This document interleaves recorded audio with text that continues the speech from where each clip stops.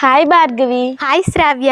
ఇప్పుడు lunch bell సమయం కాదు కదా, నాకు మరి ఆకలి ఎందుకు వేస్తుంది భార్గవి? నీ రక్తంలో గ్లూకోజ్ సరిపడినంతగా లేనప్పుడు నీ మెదడులోని హైపోథాలమస్ అనే ప్రాంతం నుండి ఆకలి చిహ్నాలు వస్తుంటాయి. అవునా, నా రక్తంలో గ్లూకోజ్ తక్కువగా ఉంది కాబట్టి నాకు ఆకలి వేస్తుంది. మరి మా తాతగారి శరీరంలోని రక్తంలో అధికంగా గ్లూకోజ్ ఉంటుంది, తను ఎల్లప్పుడూ ఆకలి అంటుంటారు. దానికి కారణం? Good question.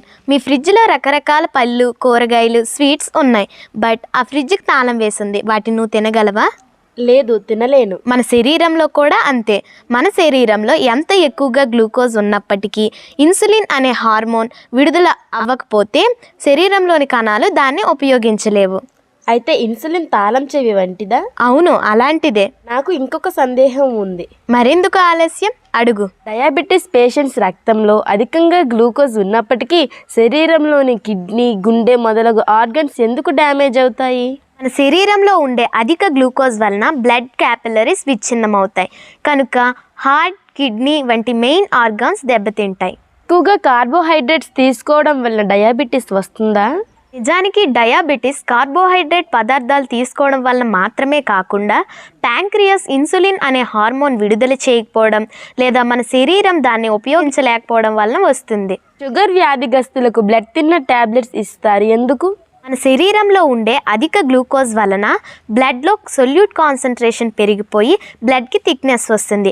కనుక బ్లడ్ థిన్నర్ టాబ్లెట్స్ ఇస్తారు. కొంతమంది ఇన్సులిన్ ఇంజెక్షన్ తీసుకోవడం వలన చెడు ప్రభావం ఉంటుందంటారు, ఎంతవరకు నిజం? ఇన్సులిన్ ఇంజెక్షన్ వల్ల ఎలాంటి చెడు ప్రభావం ఉండదు. నిజానికి ఈ ఇంజెక్షన్ ఎంతోమంది పేషెంట్ల యొక్క ప్రాణాలను కాపాడుతుంది. ఈ డయాబెటీస్ తగ్గించడానికి ఎటువంటి చర్యలు తీసుకోవాలి? Good question. అధిక కార్బోహైడ్రేట్ పదార్థాలను తగ్గించుకోవాలి. రాగులు, సజ్జలు, జొన్నలు వంటి ఆహార పదార్థాలను తీసుకోవాలి. ప్రతిరోజు 30 నిమిషాల నడక లేదా తేలికపాటి వ్యాయామం అలవాటు చేసుకోవాలి. డాక్టర్ సూచించిన విధంగా ఇన్సులిన్ని మిస్ కాకుండా తీసుకోవాలి. డాక్టర్ని తరచుగా సంప్రదించాలి. రెగ్యులర్గా బ్లడ్ షుగర్ టెస్ట్ చేయించుకోవాలి. మానసిక ఒత్తిడిని తగ్గించుకోవాలి.